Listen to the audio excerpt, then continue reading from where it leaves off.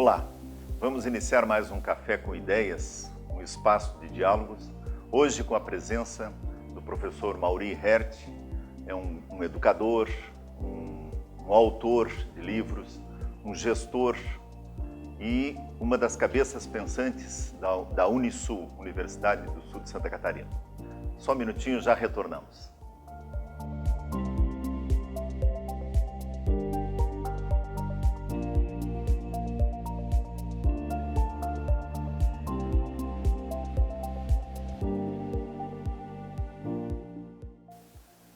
Retornando ao nosso café, vamos conversar então com o professor Mauri, e a temática da nossa conversa, do nosso diálogo, tomando um café, é a questão de uma escola reflexiva que prepara para a cidadania.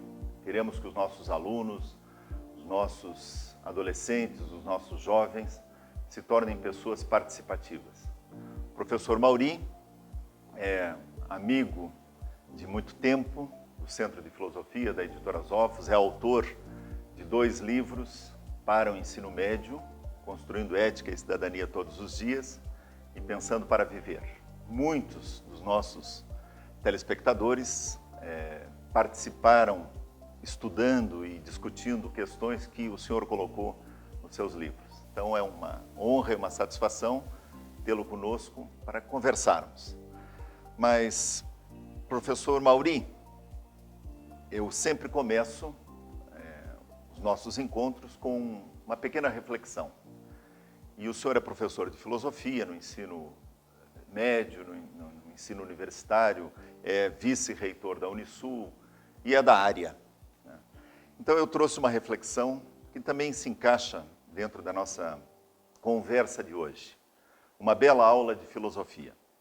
Um professor de filosofia entra na sala de aula, põe uma cadeira em cima da mesa e escreve no quadro: provem-me que esta cadeira não existe. Apressadamente, os alunos começam a escrever longas dissertações sobre o assunto. No entanto, um dos alunos escreve apenas 2 palavras na folha e entrega-o ao professor. Este, quando a recebe, não pode deixar de sorrir depois de ler. Qual cadeira? Com isso, professor Mauri, os nossos telespectadores querem saber um pouco mais sobre o senhor. Então, conte para nós como foi a sua formação, os seus caminhos dentro da educação para chegar hoje a ser o professor Mauri Herth. É uma grande alegria estar aqui conversando com você nesse programa. Sobre a minha trajetória, né, ou como eu me tornei professor, ou como estou me tornando professor, já que essa é uma tarefa inacabada que não acaba nunca. Eu sou de uma família do interior, né? Época de família grande. E o que eram fenômenos comuns naquela época? Que as pessoas fossem estudar em cidades maiores. E assim aconteceu com meu pai. O meu pai foi o primeiro habitante do município de São Martinho que foi estudar numa cidade maior. E lá ele fez o que a gente chamava na época de ginásio. E dos 8 filhos do meu pai, algumas pessoas, principalmente as minhas irmãs, elas trabalhavam na casa de uma família e, ao mesmo tempo, estudavam.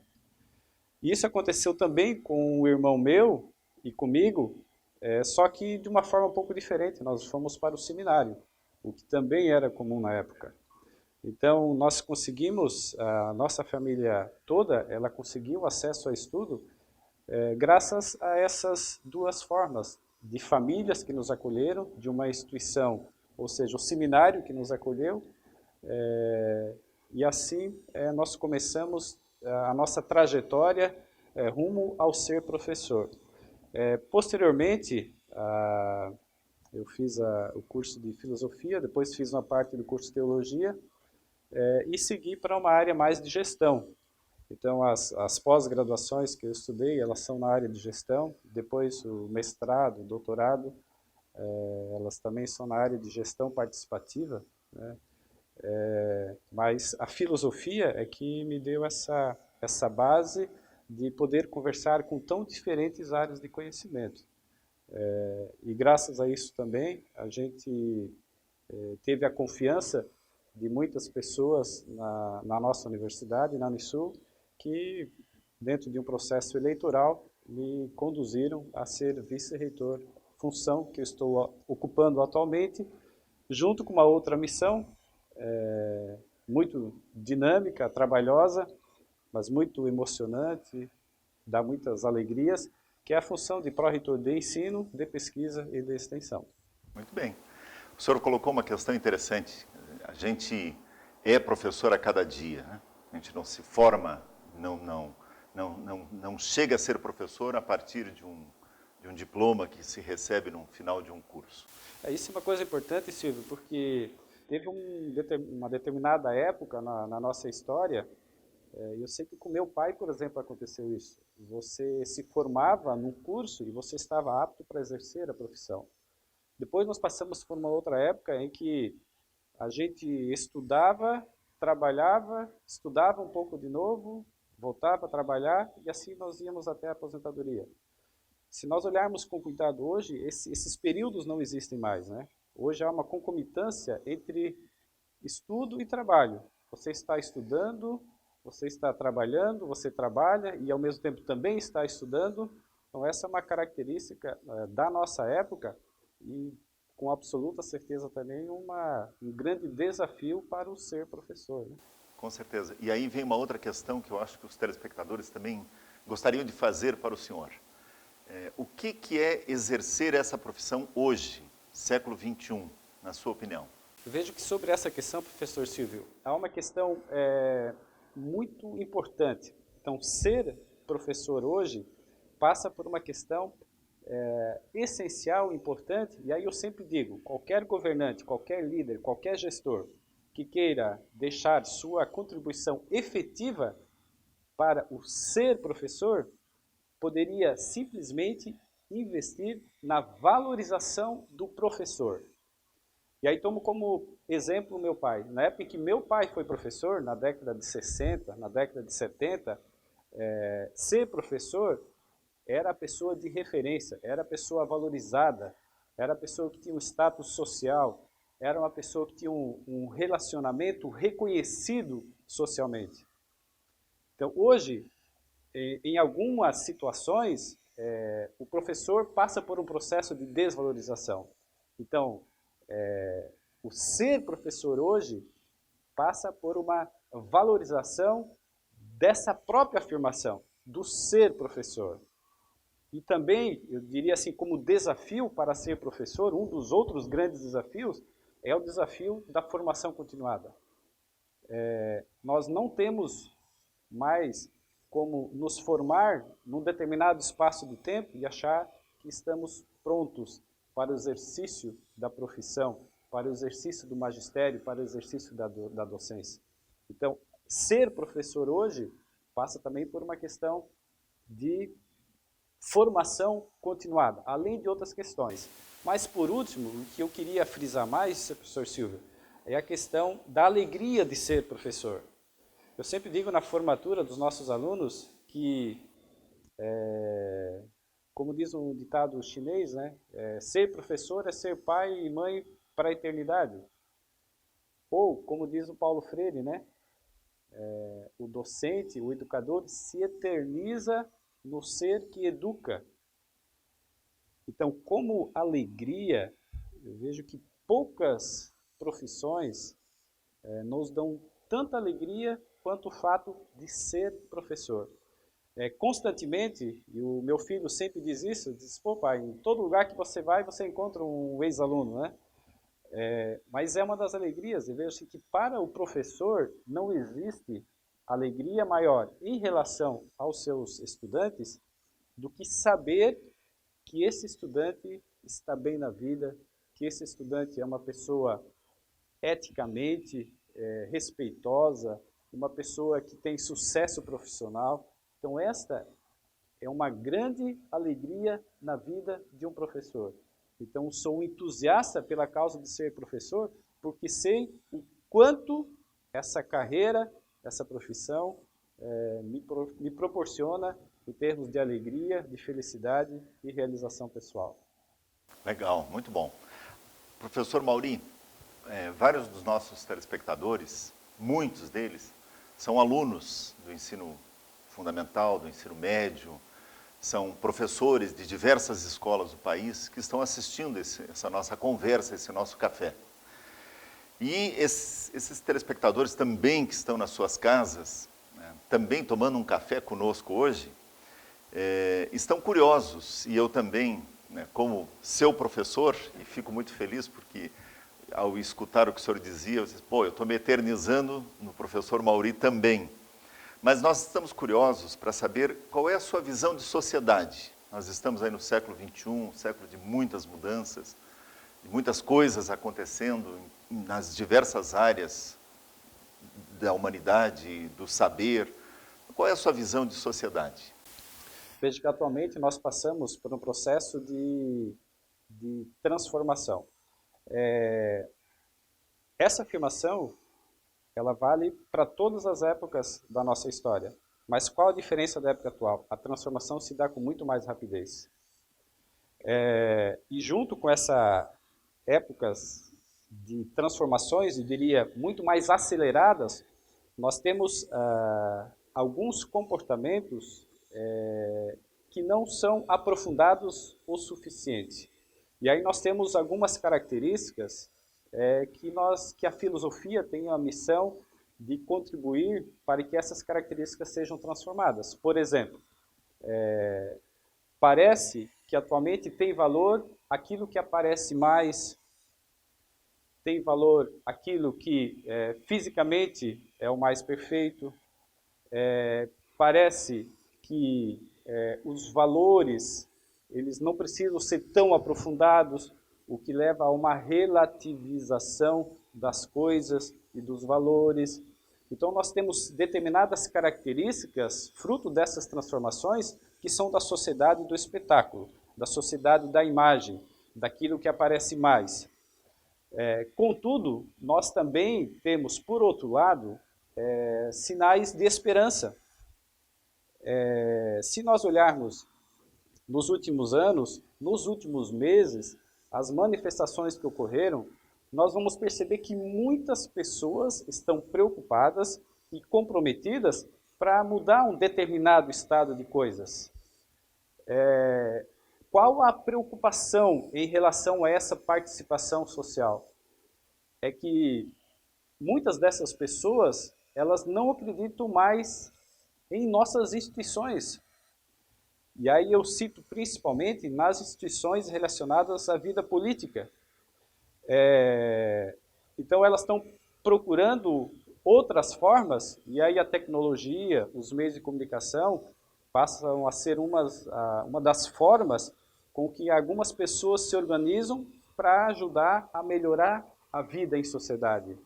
Mas precisaríamos nos preocupar mais em termos instituições mais fortes, em termos lideranças mais fortes, para levarmos essas grandes preocupações em termos de valores para a educação e para as leis. Porque, dou como exemplo a corrupção. A corrupção, infelizmente, é uma característica bastante presente na nossa sociedade. Então, o que é uma questão de valor? Com certeza. Mas o que vai materializar isso para que nós tenhamos uma sociedade mais justa, com menos corrupção? Nós termos leis mais justas e, consequentemente, que haja o julgamento igual, sem distinção de pessoas. Então eu vejo que nós temos preocupações, por um lado, em relação àquilo que eu chamo de relativização, mas também temos a esperança, por outro lado, já que Aristóteles falou que a esperança é o sonho do homem acordado. Por outro lado, então, temos pessoas comprometidas, o que nos dá muito ânimo, muita motivação, para que nós lutemos por uma sociedade com mais justiça, com mais equidade. Ótimo. E antes de a gente partir para um rápido intervalo, eu queria deixar no ar uma questão, puxando essa sua reflexão sobre que tipo de sociedade qual é a sua visão de sociedade. Uma escola reflexiva formando alunos, pessoas educadores para a cidadania com e pelo ensino da filosofia desde os primeiros anos escolares. Essa é a defesa que nós fazemos e é o nosso compromisso nesses 25 anos. Na sua opinião, professor Mauri, o que diferencia uma escola reflexiva de uma escola simplesmente repassadora de conteúdos? Então, um rápido intervalo e retornamos logo em seguida para as suas considerações.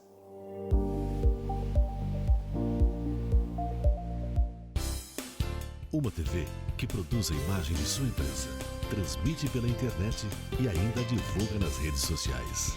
Já imaginou? X Floripa Web TV. Promova sua imagem aqui. Professor Mauri, retornando então à nossa pergunta que ficou no ar, o que diferencia uma escola reflexiva de uma escola simplesmente repassadora de conteúdos? Acho que essa é uma questão das mais importantes para a gente ter uma educação com mais qualidade e para a gente ter uma sociedade mais justa. E eu começo respondendo essa pergunta abordando a palavra reflexão. Reflexão. O que é refletir? Refletir quer dizer a gente olhar com mais cuidado, olhar novamente, voltar atrás, pensar com profundidade e não deixar apenas as coisas acontecerem. Então, quando nós temos um processo reflexivo dentro do processo educacional, nós vamos ter pessoas muito mais conscientes, que não se contentam apenas com o senso comum, que não se contentam apenas com a informação. E falando em termos escolares, não se contentam apenas com o conteúdo. É uma escola que se preocupa com a formação do ser humano integral. E quando nós falamos em reflexão, nós necessariamente falamos de uma outra palavra, que se chama participação. Quando nós temos um processo participativo, nós temos como pressuposto de que a inteligência está no processo. Quando nós consideramos que as pessoas são inteligentes, que as pessoas são capazes de contribuir, nós estamos dizendo o quê? Que por esse processo participativo e inteligente, nós vamos ter um produto melhor, nós vamos ter um processo mais qualificado. Portanto, uma escola reflexiva é uma escola que integra todos esses fundamentos da reflexão dentro do seu processo de educação, e eu diria, não somente dentro do seu processo de educação, diríamos em toda a sua vida social, porque um professor que é reflexivo, um estudante que é reflexivo, levará este mesmo processo, exercitará esse mesmo processo na sua família, no partido, no sindicato, na associação de moradores, na sua representação profissional, enfim, levará esse modo de fazer educação a outras instituições, a outros palcos, a outros fóruns. Por isso é importante que a escola seja esse momento de reflexão, porque a gente não consegue separar a escola da sociedade. Nós não conseguimos separar o ser professor, o ser estudante, do muro da escola para dentro e do muro para fora. Essa reflexão que permeará toda a vida em sociedade. E nós estamos fazendo escola aqui também, né? De certa forma, a gente está tendo uma aula refletindo sobre vários temas, sobre cidadania, sobre cidade, sobre a sociedade, sobre a educação. Mas uma coisa, professor Mauri, dessa sua fala, que eu fico me perguntando constantemente. Nós vivemos hoje no mundo tecnológico, no avanço tecnológico. E os nossos alunos, desde pequenos, têm acesso a muitas informações.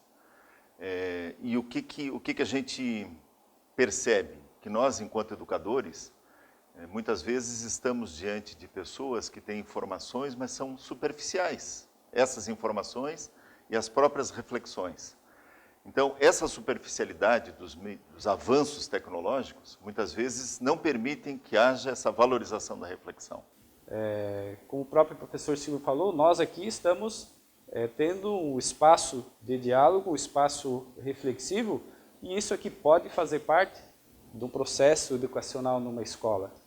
Então, o professor que conseguir integrar esses meios tecnológicos à sua metodologia, ao seu fim maior, que é proporcionar, em conjunto com o estudante, um bom processo formativo, acho que ele estará compreendendo, estará à frente de muitas outras teorias, de muitas outras apostas que simplesmente valorizam a tecnologia, mas não valorizam o processo e as pessoas, o professor e o estudante.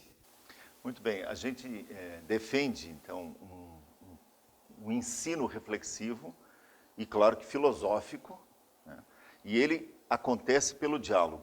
Então, se os meios tecnológicos ajudarem para que o diálogo aconteça em sala de aula, e eu sempre digo, né, que a sala de aula é o local privilegiado do diálogo.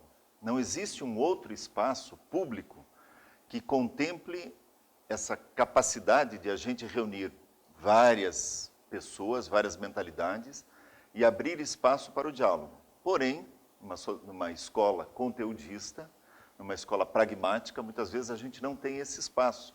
E muitas vezes nem nas próprias famílias há esse espaço de diálogo. Então eu queria colocar uma questão, professor Maria, que eu tenho colocado para todas as pessoas que estamos tomando um café juntas. Será que esse ensino filosófico nas escolas, desde a educação infantil, ensino fundamental, ensino médio, no ensino superior, por esse viés do diálogo, não estaria ocasionando uma revolução silenciosa? Porque tem muitas escolas no país desenvolvendo isso. Será que não é esse um caminho para a gente fazer uma mudança na sociedade? Se nós olharmos para as crianças, nós vamos perceber que determinadas características da filosofia estão presentes na vida de uma criança. E você sempre dizia o seguinte, a criança tem uma lógica no pensamento dela. A criança tem uma forma de conhecer as coisas, ou seja, ela tem um determinado processo dentro da epistemologia. E outra coisa que você dizia é o seguinte, a criança ela tem um certo jeito de ser em relação às suas condutas. Então, agora, como é que nós podemos sistematizar isso? Como é que nós podemos transformar isso numa metodologia que englobe, que acolha desde a criança até as famílias, até pais, mães? Então, é com muita alegria e satisfação e emoção, né, Silvio, que a gente percebe que o Centro de Filosofia ele conseguiu fazer essa caminhada. E aí eu acho que, contando a própria história do Centro de Filosofia, eu estarei respondendo a sua pergunta, né? A partir dessas características do ser humano, nas suas devidas idades, né, o Centro de Filosofia conseguiu trabalhar uma metodologia e conseguiu trabalhar isso com todas essas escolas em nível nacional, né? Que legal. Mas, professor Mauri, o senhor como um intelectual que eu colocava no começo, um articulador, um gestor, uma das cabeças pensantes da Universidade do Sul de Santa Catarina, Unisul, o senhor também é autor de livros, e 2 dos seus livros foram publicados pela editora Zófos, que é o livro Pensando para Viver, no ensino médio, e Construindo Ética e Cidadania Todos os Dias. Esses livros, eles foram muito utilizados, e continuam sendo utilizados nas escolas por esse país todo. O que é ser autor de um livro de filosofia no século XXI? Essa questão é uma questão que sempre me emociona muito. Por quê? Uma coisa é você escrever um livro que pode ser patrocinado por você, pode ser patrocinado por uma editora, por uma empresa, por um órgão público. Então, uma coisa é você colocar à disposição das pessoas, à disposição da sociedade, uma obra, que é uma das suas heranças. Mas outra coisa é você ter um livro adotado por uma escola. Ou seja, há todo um processo de escolha, de análise, de avaliação. Então, quando eu recebo, às vezes, a notícia, tal escola adotou o seu livro para todo o ensino médio, em Cuiabá, em Manaus, em Fortaleza, em São Paulo, Paraná, Blumenau.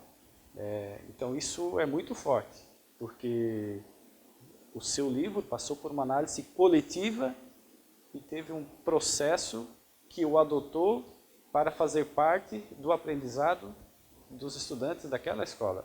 Então isso é muito importante. E sobre o livro Pensando para Viver, eu sempre lembro do que o Isaac Newton falou, né? Ele disse que ele conseguiu enxergar mais longe porque esteve apoiado sobre ombros de gigantes, né? Então o Pensando para Viver ele tem esse objetivo, de recuperar, de fazer uma análise da história da filosofia ocidental. Isso apresentando sempre a temática, apresentando um texto dos diversos filósofos e alguns exercícios de reflexão. Então esse é o objetivo do livro Pensando para Viver. E a outra obra, Construindo Ética e Cidadania Todos os Dias, o próprio nome já diz. Então a partir das comemorações diárias, Dia do Professor, Dia da Mulher, Dia do Trabalhador, Dia da Liberdade, e mais outros temas, né, como, por exemplo, violência, globalização, neoliberalismo. Então, com temáticas que estão presentes no nosso dia, como nós podemos fazer uma reflexão filosófica, mas também levar a ação sobre essas temáticas ou a partir dessas temáticas. Então, esse é o objetivo do livro Construindo Ética e Cidadania Todos os Dias. Que legal. Antes de a gente ir para um rápido intervalo, eu queria só pegar um gancho, porque o senhor colocou uma coisa muito importante. Paulo Freire, perguntado sobre professor e profeta, e ele disse, eu prefiro ser chamado de profeta, porque o professor é o profeta. O professor é aquele que anuncia, que diz algumas coisas que irão acontecer lá na frente. E certamente ser autor, escrever uma obra e ela passar a fazer parte da vida de outras pessoas é ser profeta, sem dúvida nenhuma. Um rápido intervalo e no retorno o professor Mauri vai fazer as suas considerações finais e uma mensagem a todos nós que estamos participando desse café.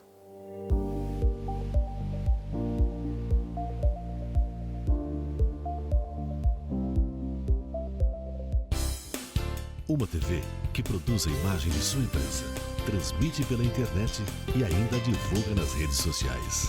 Já imaginou? X Floripa Web TV. Promova sua imagem aqui. Retornamos para as considerações finais do professor Mauri. Antes, lembrando a todos os telespectadores que no rodapé aí do seu vídeo, da sua televisão, está o endereço da Editora Zófos para participar da enquete desse mês. E teremos o sorteio do livro.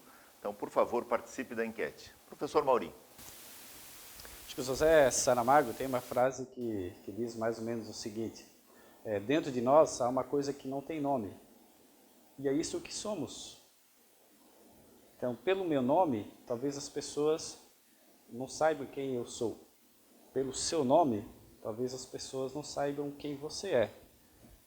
Mas toda vez que uma pessoa que lhe conhece lembrar que o seu nome é sinônimo de ética, de compaixão, de cuidado, de reflexão, de compromisso, de participação, você pode ter certeza, eu posso ter a certeza de que é isso o que importa na nossa vida. A presença, a diferença que fazemos para as pessoas e a vida em sociedade. Muito bem. Sr. Mauri, isso merece um brinde. Né? E essa caneca é sua para que a gente possa continuar tomando café com ideias no nosso ambiente familiar.